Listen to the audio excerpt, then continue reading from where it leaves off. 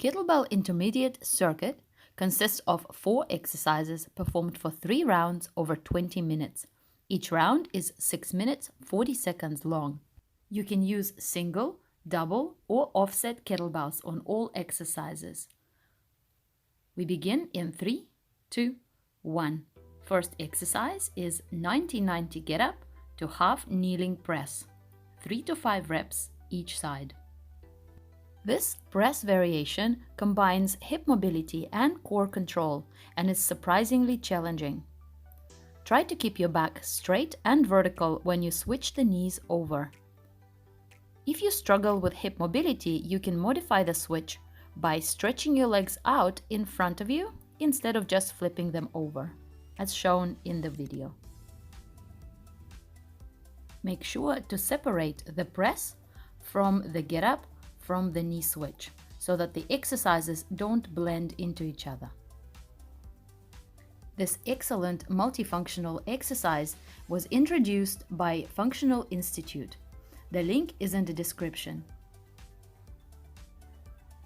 After completing 3 to 5 reps on each side, dismount the kettlebells carefully and rest briefly before proceeding to the next exercise.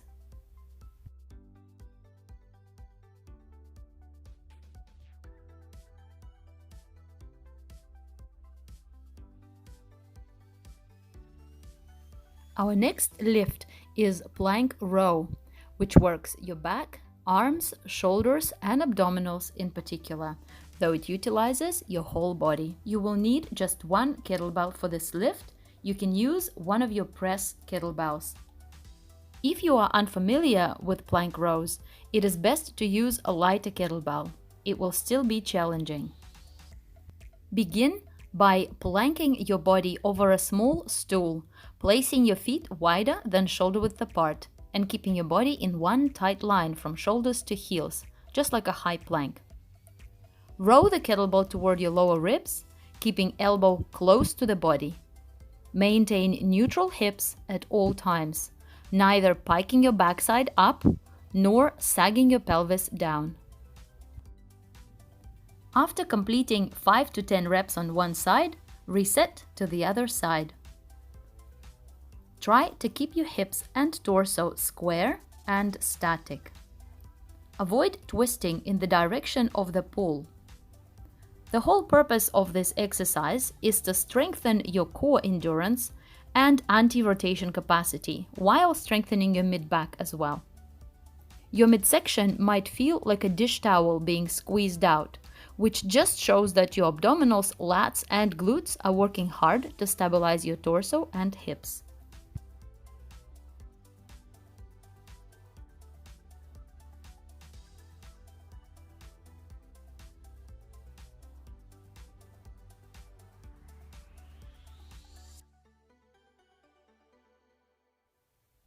The third exercise is double kettlebell half snatch for 8 to 12 reps. Only perform double half snatch if you are already fully competent in the single arm snatch. If you prefer the single arm version, you can do one arm half snatch for the same reps each side. Snatch the kettlebells into overhead lockout. Then recycle them via the rack position. Pause in the overhead lockout for as long as it takes to fixate the kettlebells, until both they and the body come to a stop. Do not begin to lower the kettlebells into the rack until they have stopped wobbling overhead. Give your shoulder stabilizers a chance to stabilize, instead of escaping the overhead lockout prematurely. Failing to do so will lead to weak and injury-prone shoulders. With practice, it will take your body less and less time to fixate the kettlebells overhead, and your pauses will naturally reduce. Always dismount the kettlebells safely and professionally.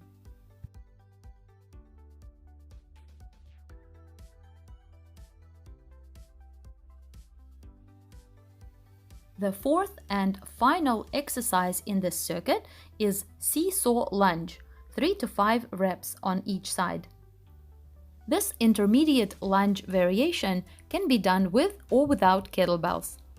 If you have never done this movement, it is best to perform the first round without kettlebells and focus on perfecting the technique. Lunge forward, keeping your torso as vertical as possible. Push back into standing and immediately lunge with the same leg back. Once you complete all the reps on one side, change legs. You can hold the kettlebell in a suitcase hold by your side. Avoid letting your body lean to either side, back or forward, but try to stay vertical. This will strengthen your abdominals. Here, I am making moderate length steps, where my knees are 90 degrees bent. You can make longer or shorter steps. Longer steps will load your glutes and hamstrings more, and shorter steps will load your quads. Regardless of your stride length, ensure that your knees are tracking the toes and your feet are parallel to each other, as if you are lunging on train tracks. Do not turn your toes out like a ballerina. This is athletic lunge, not a ballet lunge. Don't be a ballerina, be an athlete, and keep your feet parallel.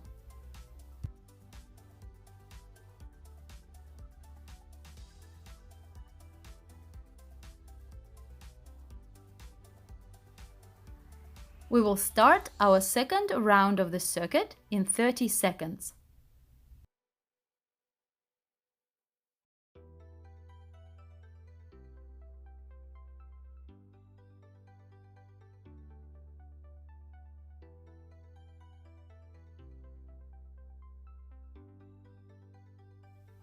Our second round is coming up.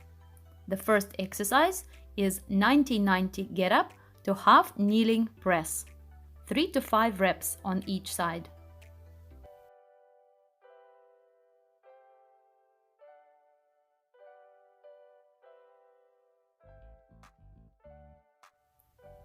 During the press, try to move your shoulders through the full range of motion, starting in the rack with the upper arms connected to the torso, all the way into full extension overhead with elbows straight and arms vertical.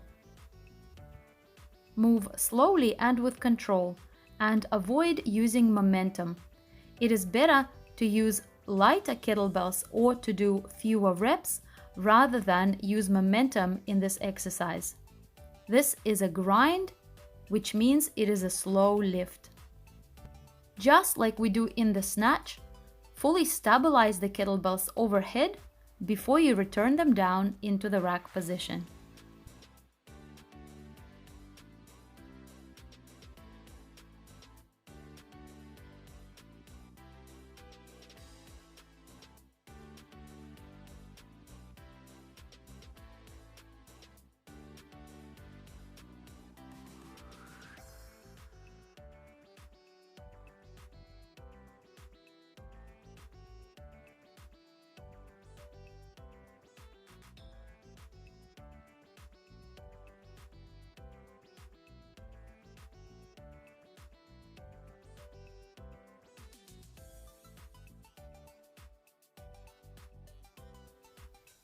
Our next exercise is plank row, 5 to 10 reps on each side.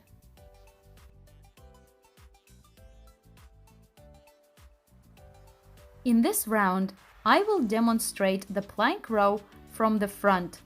Notice that the feet are standing wider than shoulder width apart and the kettlebell side elbow travels close to the body.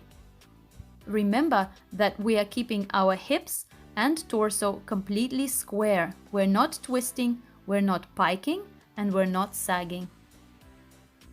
If you're finding yourself doing any of those things, lighten your load or reduce your reps.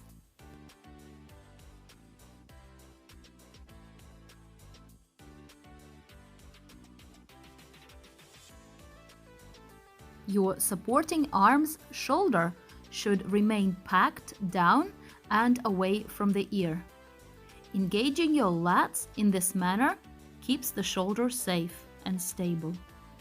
If you're using competition-style kettlebells, which have wider and more stable bases, you can use a kettlebell instead of a stool and can alternate arms rather than doing one arm at a time.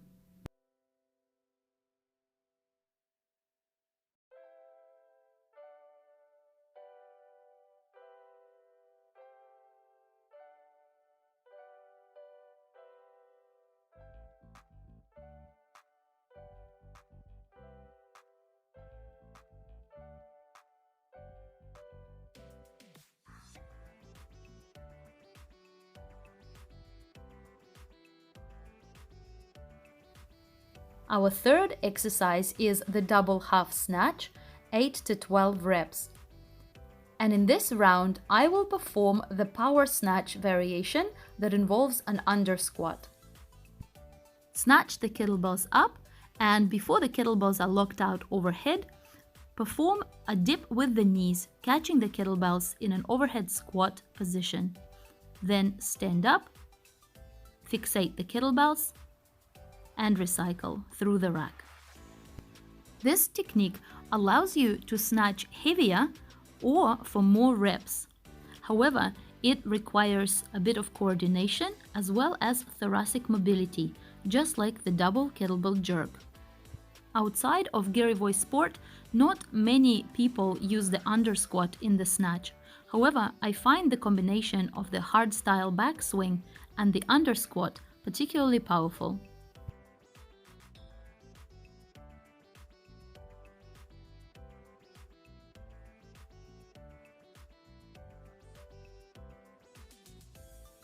The fourth and final exercise in this round is Seesaw Lunge, 3 to 5 reps on each leg. The way you hold the kettlebell in the Seesaw Lunge will subtly alter which muscles you're challenging in your upper body. I will demonstrate 3 different ways you can hold a kettlebell. First is the hanging anchor. This is the easiest hold, has the least challenge for balance, and also, when done with a single kettlebell, challenges the obliques, which try to prevent the body from leaning to the side. The second hold is the rack, which encourages you to maintain vertical torso, pressurize your midsection, plus it challenges your balance. The third hold is overhead anchor.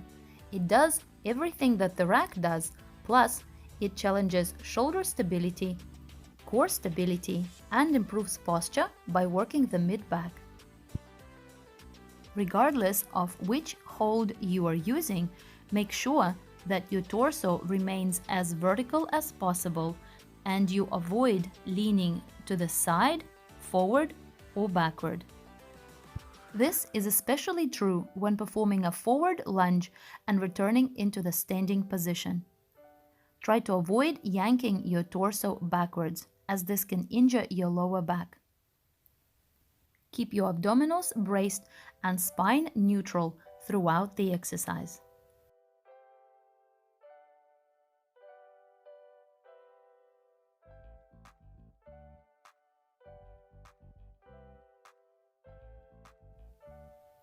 Our last round begins in 10 seconds, and the first exercise is 90-90 get up to half kneeling press, 3 to 5 reps on each side.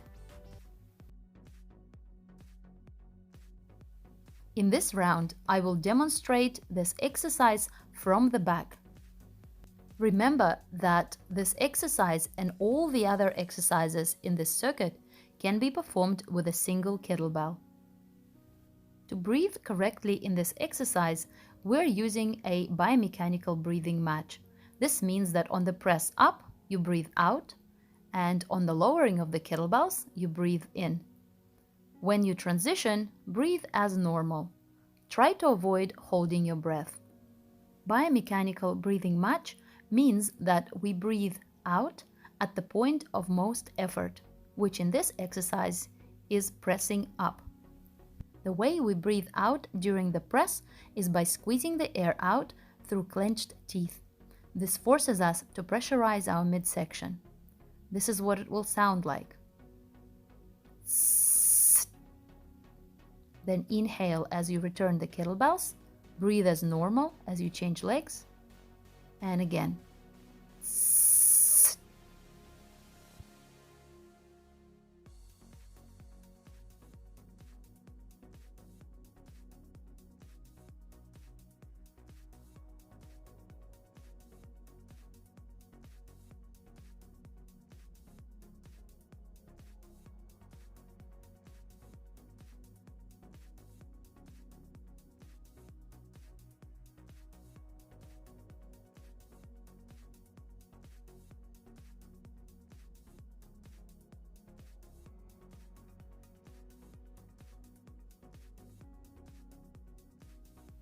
This was the final round of 90-90 get up to half kneeling press, and now we're going to perform the final round of plank row, 5 to 10 reps each side.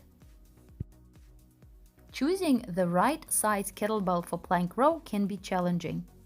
I highly recommend sticking with a lighter kettlebell if in doubt. If you're finding it too easy to row a light kettlebell, before going up in weight, slow down your movement. Pause for 1 second at the top of the row and lower the kettlebell down on 3 seconds.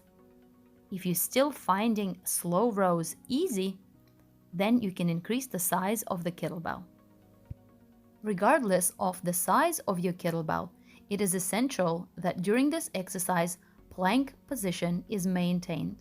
This means that hips and torso remain neutral and square, and there is no twisting or jerking.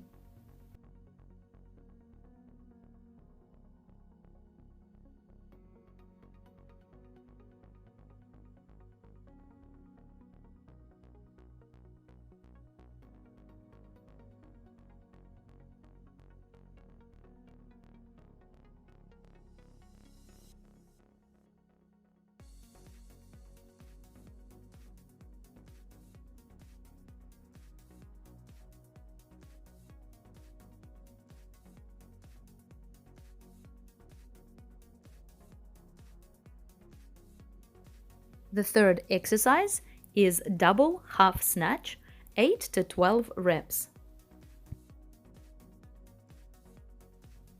In this round, I will go back to regular hard style double half snatch without an under squat. There are two ways you can lower the kettlebells into the rack during double half snatch. One way, which is what I'm doing here, is lower them under control. This improves the strength of your shoulders. The other way, which is often done with heavier kettlebells or for longer sets, is dropping kettlebells into the rack and buffering with the legs. I do not demonstrate this technique here, however, you can use the drop if you prefer not to use the shoulders, if your shoulders are tired, or if you're using heavy kettlebells. Regardless of how fatigued you are, always dismount the kettlebells safely and professionally.